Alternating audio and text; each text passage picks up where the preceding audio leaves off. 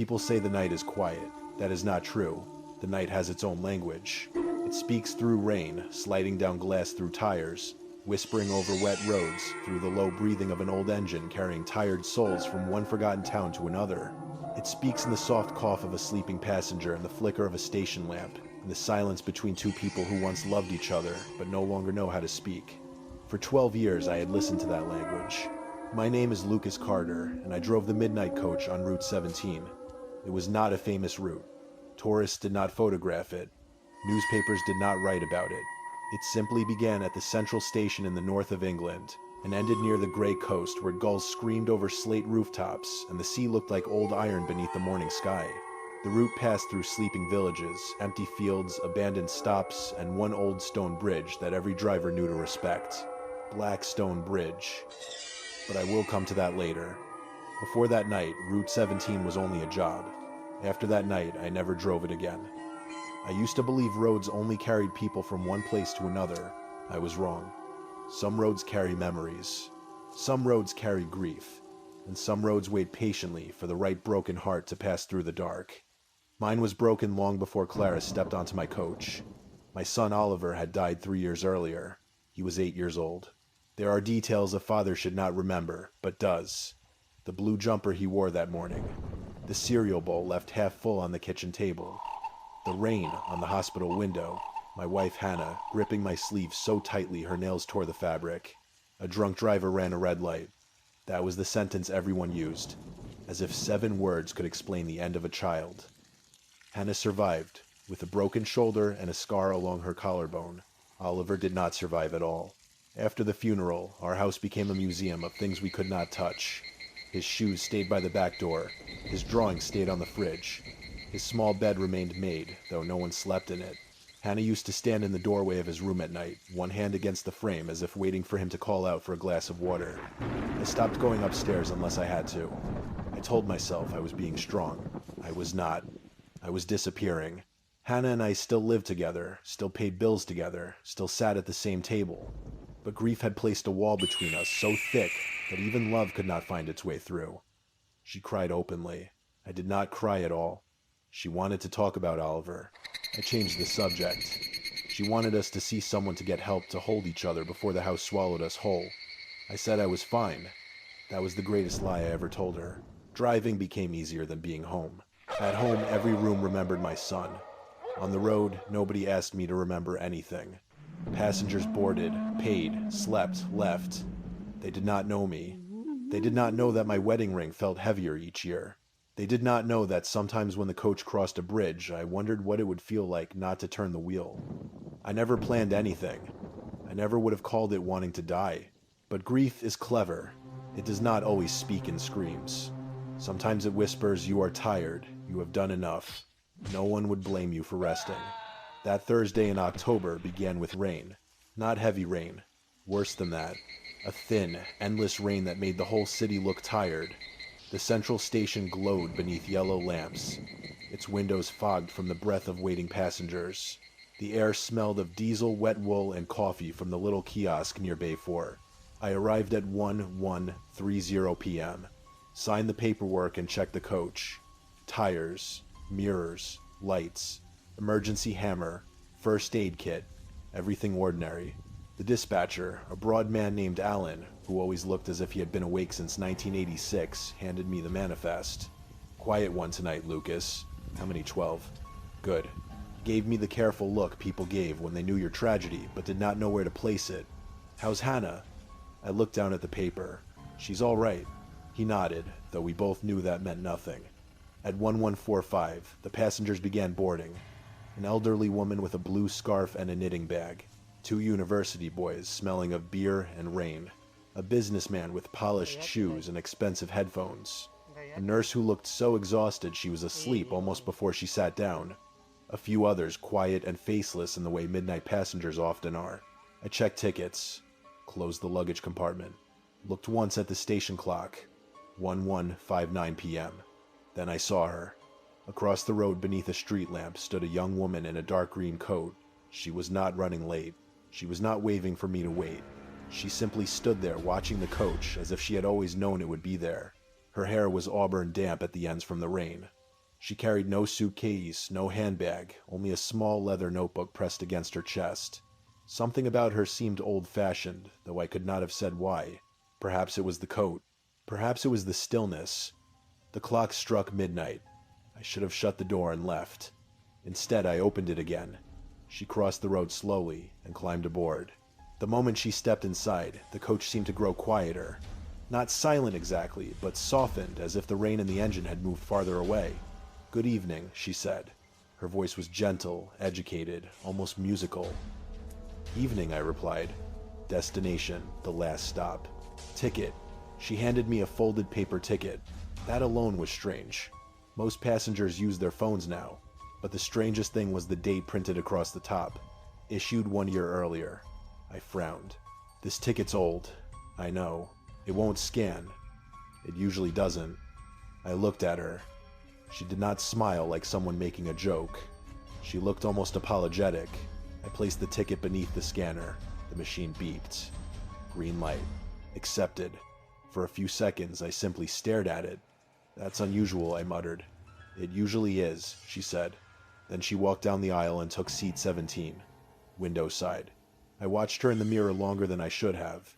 She sat with the notebook on her lap, hands folded over it, face turned toward the dark glass. She did not remove her coat. She did not check a phone. She did not look around at the other passengers. She looked like someone waiting for something that had already happened.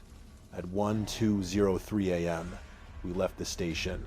The first 40 minutes were ordinary. Rain on the windshield, wipers moving left and right, headlights sliding over wet road. The city fell behind us, replaced by sleeping suburbs, then fields, then the long black lanes of the countryside. Most passengers slept. I kept checking the mirror. Seat 17. The girl did not move. At 1247 we reached the first stop. 3 passengers got off. No one got on. When I closed the doors, I glanced back again. She was looking directly at me. Not in the vague way passengers sometimes look toward the driver. She was looking at me as if she knew me. I turned back to the road. A cold unease settled in my stomach. By 1:30, fog began crawling over the fields. It came low at first, silver beneath the hedges, then thicker rising, until the road ahead became a tunnel of white. I slowed the coach. No schedule was worth challenging fog. That was when I heard footsteps in the aisle. Soft, slow. I looked in the mirror. The girl from seat 17 was walking toward me. She stopped beside the driver's seat and held the rail lightly. "I'm sorry," she said. "I didn't want to disturb you. Something wrong?" "No." She looked through the windshield. "You look tired." I gave a dry laugh. Midnight route does that. She turned her face toward me. "No, I mean deeply tired." Something in her tone made me uncomfortable. I kept my eyes on the road. Everyone's tired at this hour. "You've been carrying something heavy." My fingers tightened around the steering wheel. I did not answer. Then she said quietly, "Do you miss him every day?" The coach seemed to lose all sound. I could hear only the wipers. Left, right, left, right. "What did you say, the little boy?" My mouth went dry. No one on that coach knew about Oliver. I had no photograph visible. I had not spoken his name. I had not spoken to anyone. I looked at her for half a second. "Who are you?" Her expression filled with sadness. "I'm sorry. I shouldn't have asked." "No. You don't get to say something like that and walk away." She lowered her eyes to the notebook. "The road ahead is dangerous tonight. Answer me." "When we reach Blackstone Bridge," she whispered, "drive slowly." I stared at her. "I always drive slowly over that bridge." "Tonight, drive slower." Then she returned to seat 17. For the next 20 minutes, I told myself she had guessed. Perhaps she had seen something online. Perhaps Alan had mentioned me while she waited at the station. Perhaps grief was simply written all over my face and she had read it. But none of that explained the ticket. None of it explained how she had known I had a son. The fog thickened, the road narrowed, and at 2:06 a.m., the dark shape of Blackstone Bridge appeared ahead. An old stone bridge crossing a narrow river, beautiful in daylight, cruel in bad weather. I remembered Clara's warning. Drive slowly. I eased off the accelerator. The coach rolled forward at barely 20 miles an hour. Then 2 deer burst from the fog. They appeared directly in front of the headlights, wild-eyed and sudden as ghosts. I slammed the brakes. Passengers screamed. The coach skidded across the wet road, its back end sliding toward the stone barrier. For one terrible second, I saw the river below through the fog, black and waiting. Then the tires caught. The coach stopped inches from the wall. Silence followed. A silence so complete it felt unnatural. My heart hammered against my ribs. Behind me, someone sobbed. Someone cursed. The elderly woman whispered a prayer. I slowly turned my eyes to the mirror. Seat 17. The young woman sat perfectly still. She was not frightened. She was not relieved. She simply stared out into the rain, as if she had known every second before it happened. For a while, none of us moved. The coach stood trembling on the edge of Blackstone Bridge, its engine still rumbling, its headlights cutting weakly through the fog. Rain slid down the windshield in long silver threads, and beyond the stone barrier, the river waited below, black and silent. I kept both hands on the wheel. I could not feel my fingers. Behind me, passengers slowly returned to themselves. Someone was crying. One of the university boys kept repeating the word God under his breath. The elderly woman in the blue scarf had dropped her knitting bag in the aisle, and her ball of wool had rolled forward until it rested against my boot, like some strange little offering. I turned in my seat. Is anyone hurt? No one answered at first. Then voices came one by one. No. I'm all right. My shoulder hit the seat. What the hell happened, dear? I said. The words sounded ridiculous. Too small. Too ordinary. 2 deer had crossed the road. That was all. That was what I would have told the depot, the police, the insurance company, anyone who asked. But I knew it was not the truth. The truth sat in seat 17 calm as a candle in a storm. The young woman in the dark green coat was still looking out of the window. Her auburn hair fell across one cheek. Her hands rested over the leather notebook in her lap. She looked neither surprised nor afraid, as if the crash had not been avoided, as if it had only been postponed. I forced myself to stand. My knees felt weak. I walked down the aisle, checking each passenger the way training demanded. The elderly woman gripped my wrist when I reached her. "Driver," she whispered, "we should have gone over." I did not answer, because she was right. When I reached seat 17, the young woman finally turned her face toward me. "Thank you," she said softly. I stared at her. "You knew." Her eyes lowered. "You listened." "Who are you?" She folded her hands tighter over the notebook. "My name is Clara." "Clara, what?" She looked past me toward the fogged front window. "That part doesn't matter yet. It matters to me." A few passengers were watching now, frightened and curious. I lowered my voice. "You boarded with an expired ticket. You knew about my son. You told me to slow down before the bridge. Now you sit there like nothing happened. So yes, Clara, it matters." For the first time, her expression changed. Pain passed across her face so quickly I almost missed it. "I didn't come here to hurt you, Mr. Carter." My stomach tightened. I had not told her my name. "How do you know that?" She did not answer. The coach lights flickered once. The passengers gasped. I turned instinctively toward the front. The dashboard clock blinked, went dark, then returned. 2:09 a.m. I looked back at Clara. "Stay there."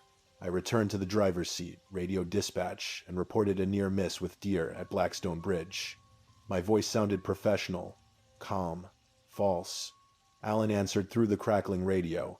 "Everyone all right, shaken, no injuries. Need assistance." I looked into the fog ahead. Something about the bridge seemed wrong now. The road beyond it appeared longer than it should have, stretching into a white emptiness that swallowed the headlights. "No," I said. "We'll continue." "Take it easy, Lucas." "I will." I placed the radio back. For several seconds, I did not move. Then I released the brake and guided the coach over Blackstone Bridge. Every tire seemed to whisper across the wet stone.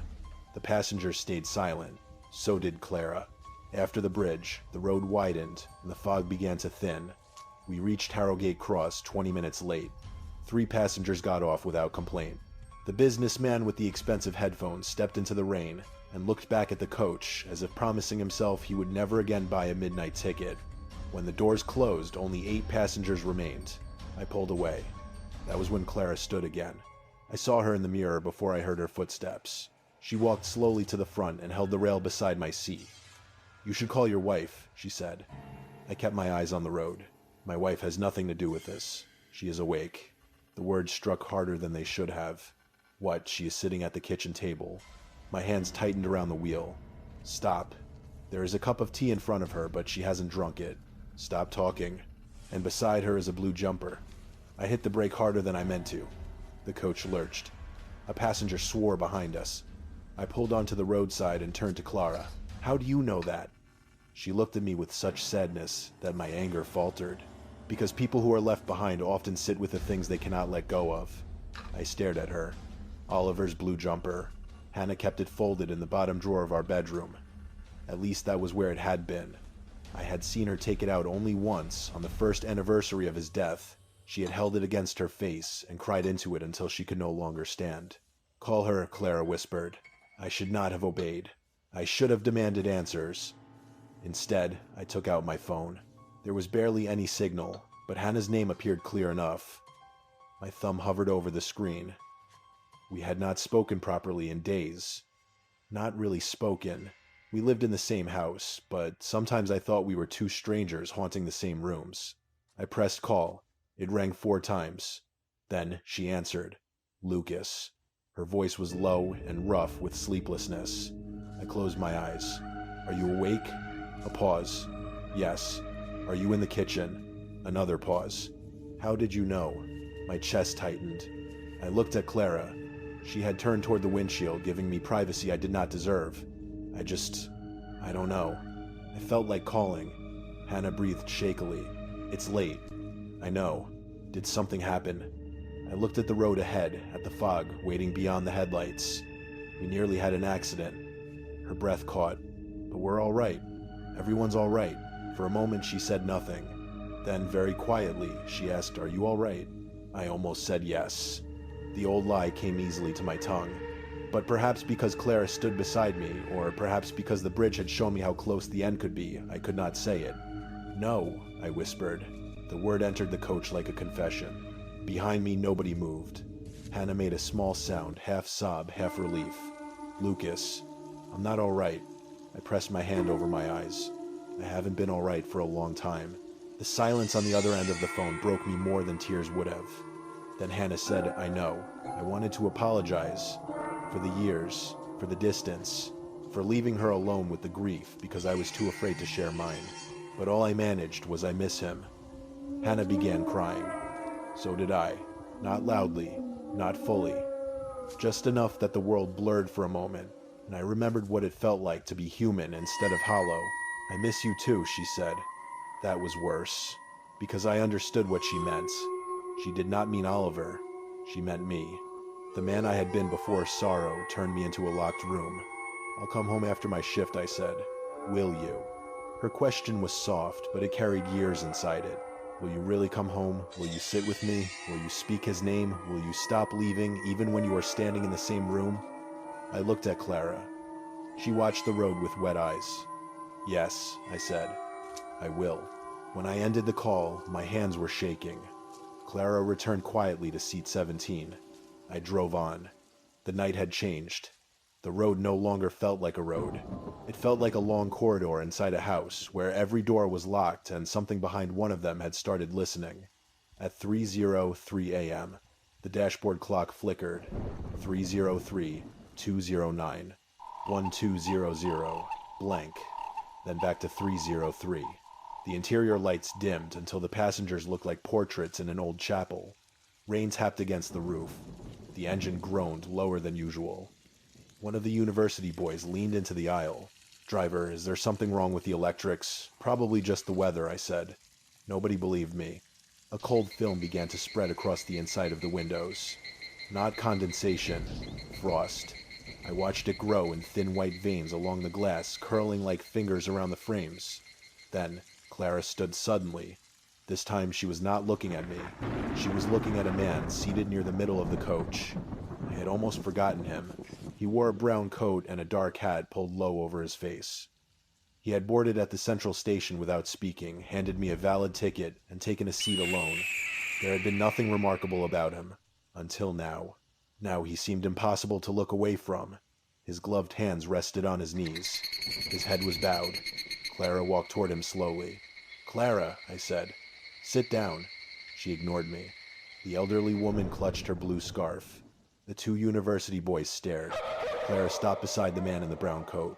"You shouldn't be here," she whispered. The man did not move. Then he lifted his head. I could not see his eyes beneath the brim of the hat, only his mouth, pale, thin, almost smiling. "Neither should you," he said.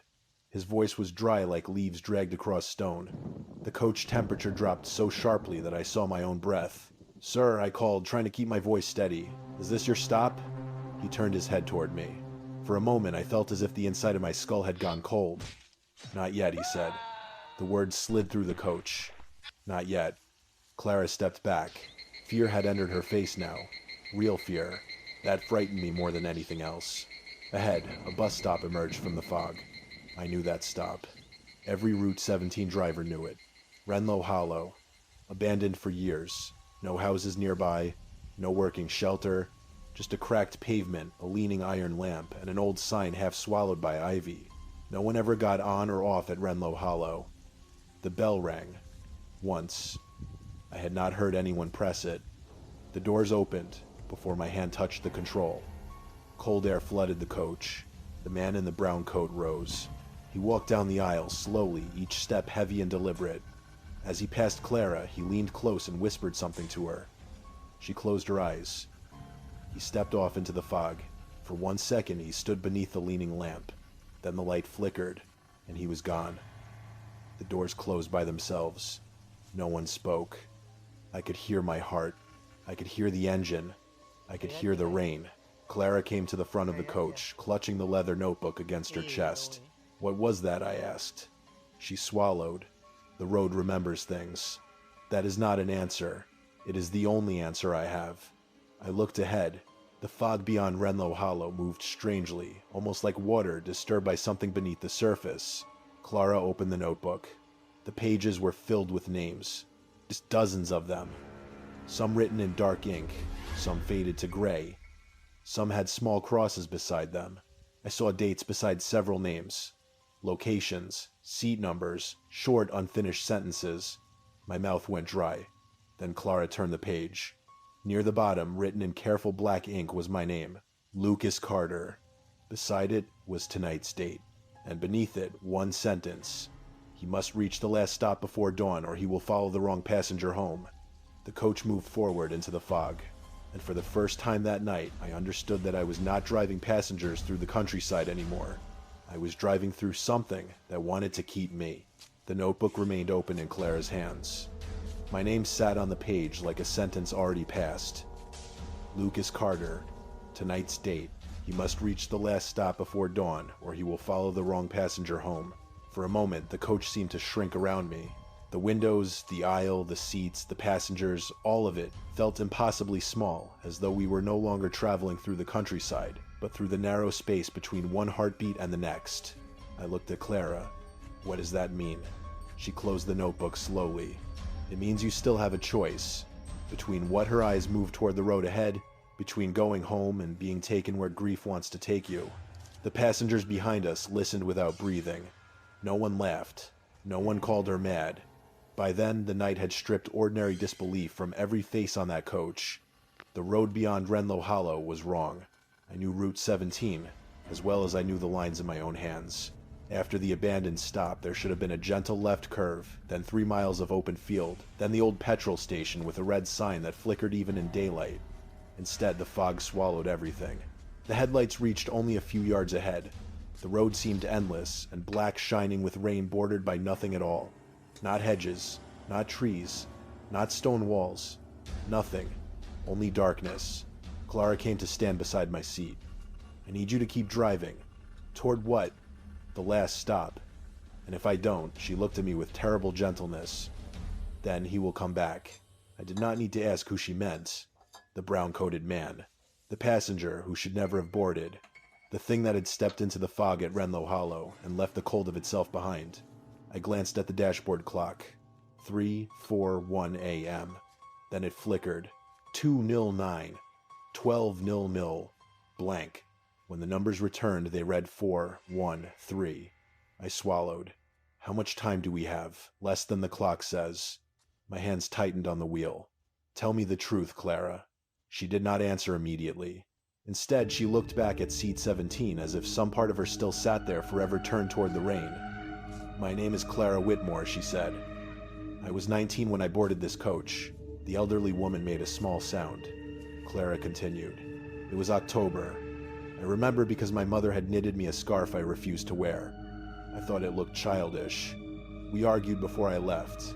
I told her she never understood me. I said I couldn't wait to be away from her. Her voice trembled. It was a stupid argument, the kind you only have when you believe time is endless. The coach hummed beneath us. Rain tapped the roof. I took seat 17, window side. I was going to my sister's house near the coast. I remember crying quietly because I was too proud to call my mother and apologize. She looked at Blackstone darkness ahead, though the bridge was far behind us now. The driver took Blackstone Bridge too fast. There was fog. An animal came out of nowhere. He swerved. Her hand gripped the rail. The coach went through the barrier. No one spoke. I saw it in my mind, against my will. Headlights falling, glass, breaking water, rising black around trapped seats. Did everyone die? I asked. Not everyone, Clara whispered. But enough. And you. She gave a small, sad smile. I never reached the last stop. The cold in the coach deepened. I understood then why her ticket was old, why the scanner had accepted it, why she looked like a memory that had learned how to breathe. Why are you here? I asked. Because some nights Route 17 repeats parts of itself. Not exactly, never exactly. But when the fog comes and someone broken boards or drives or waits too close to the edge of their own sorrow, the road opens. She looked at the passengers. It shows them what they lost. It offers them rest. It makes surrender look like love. My throat closed. Oliver. She did not say his name, but I felt it between us. The man in the brown coat, I said. Clara's face tightened. He is not a man. What is he? The passenger, who always knows where the empty seat is. The university boy nearest the aisle began to cry silently. Clara lowered her voice. He comes for people who are tired of hurting. He tells them the truth, but not all of it. He tells them grief will end if they follow him. He does not tell them they will become part of the road. I wanted to deny it. I wanted to say he had not come for me.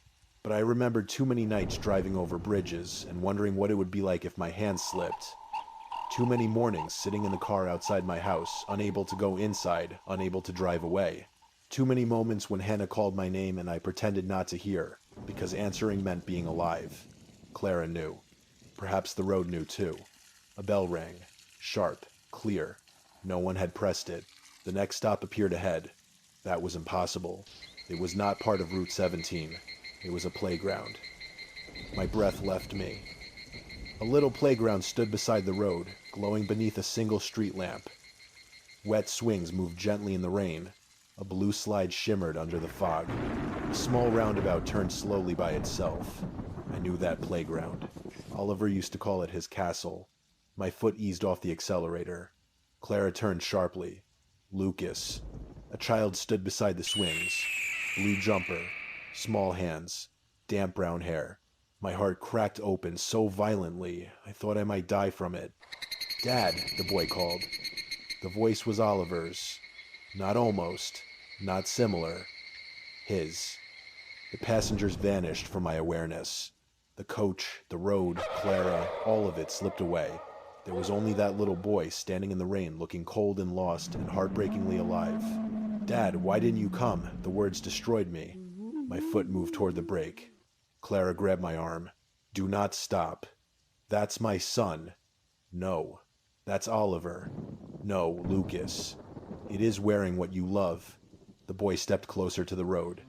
His face caught the lamplight. I saw his cheeks. His eyes.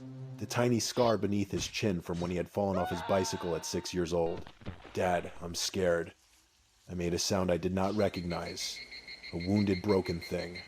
I have to go to him. If you open that door, Claire said you will never reach Hannah. Hannah. Her name came like a rope thrown into deep water. I saw her at the kitchen table. Tea untouched. Blue jumper folded beside her.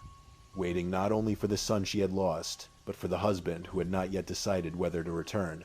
The boy outside began to cry. Dad, please. The brake pedal waited beneath my foot. Every part of me wanted to stop. Every part of me wanted to hold him one more time, even if it killed me, even if it damned me, even if the road swallowed me forever. Then I remembered something. Oliver had hated the rain. Even as a toddler, he would scream if a single drop touched his face. Hannah used to laugh and call him our little fair-weather prince. He would never have stood quietly in the rain. He would have run to shelter. He would have shouted for his yellow coat. The thing outside had his face, but it did not have his truth. I pressed the accelerator. The coach moved forward. The boy ran beside us. "Dad," I sobbed, so hard I could barely see. His small hand struck the window beside me. Once, twice. Then the playground vanished. The road returned. Real fields appeared for half a second, then fog swallowed them again. Clara released my arm. "You did the hardest part." "No," I whispered. "The hardest part is going home without him." She looked at me. "Then go home to the person who still has to do the same." I drove. After that, the road tried each of us. The elderly woman saw a young soldier standing at a cottage gate, smiling with the same face he had in a photograph from 1951. She closed her eyes and whispered, "Not yet, Arthur. Not yet." One university boy saw his dead brother waving from beneath a motorway lamp. The other saw himself lying beside a wrecked motorbike, blood running into the rain. Each vision called, each one begged. Each one knew exactly where the heart was weakest. But Clara moved through the aisle like a guardian, speaking softly, holding hands, reminding each passenger to breathe, to look away, to remain among the living. The clock read 4:52 when the brown-coated man returned. He stood in the middle of the road. I stopped the coach before I could stop myself. The headlights shone directly onto him. Rain fell through the brim of his hat, but his coat remained dry. The doors opened. I had not touched the control. Cold air entered. He stepped inside. No one screamed. Fear had gone beyond screaming. He walked slowly to the front and stood beside Clara. "You are late," he said to me. My mouth was dry. "We're reaching the last stop." "No," he said. "You are tired." The words entered my bones.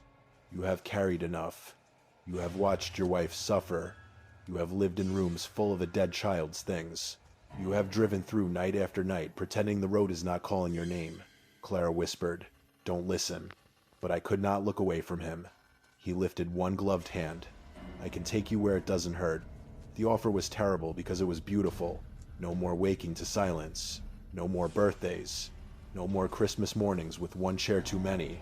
No more Hannah crying behind closed doors. No more remembering the weight of a small coffin. Lucas Clara said pain is not proof that love failed. The brown-coated man turned toward her. "And what would you know of love? You left your mother with your last words full of anger." Clara flinched as if struck. He smiled. "You are no guide. You are only another lost passenger." For a moment, Clara looked 19 again. Lost, afraid, full of the one apology she had never been able to give. I saw then that she was not saving me because she was strong. She was saving me because no one had saved her. I stood from the driver's seat. My legs shook. The man turned back to me. "Come with me." I thought of Oliver. Then Hannah. Then Clara's mother, somewhere beyond death, waiting for a daughter who had never reached the coast. "No," I said. The man tilted his head. "I did want to die," I whispered. The words filled the coach. Hannah would never hear this confession, but perhaps she had always known. I thought about it. Not every day, not always clearly, but enough. I was tired enough to mistake ending for peace. The brown-coated man smiled. "Then you belong with me." I looked through the windshield. Far ahead through fog and rain, I saw a faint gray light. Dawn. "No," I said. "I belong at home."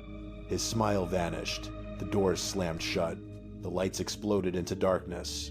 Passengers screamed. I fell back into the driver's seat, slammed the coach into gear, and drove. The brown-coated man stood in the aisle as the coach lurched forward. Wind filled the cabin, though. Every window was closed. Clara gripped the seats to stay upright. The man leaned toward me, and for the first time, I saw beneath his hat. There was no face, only blackness. A hollow place shaped like hunger. The last stop appeared ahead, glowing in the first light of morning. A small coastal station. Wet pavement. A shelter with peeling paint. Gulls circling above rooftops. The sea beyond gray and endless. The brown-coated thing screamed. I drove straight toward Dawn. The coach burst through the fog. Sunlight filled the windshield. The man vanished. The engine sighed. The doors opened. We had arrived. For several moments, no one moved. Then the elderly woman stood and touched my shoulder as she passed. Go home, driver. The university boys left silently, no longer careless boys, but young men who had looked into the dark and refused it. One by one, the passengers stepped into mourning. Only Clara remained.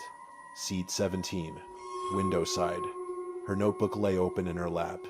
I walked back to her. My name had changed. Lucas Carter reached the last stop before dawn. Below it, another line appeared. Clara Whitmore may go home.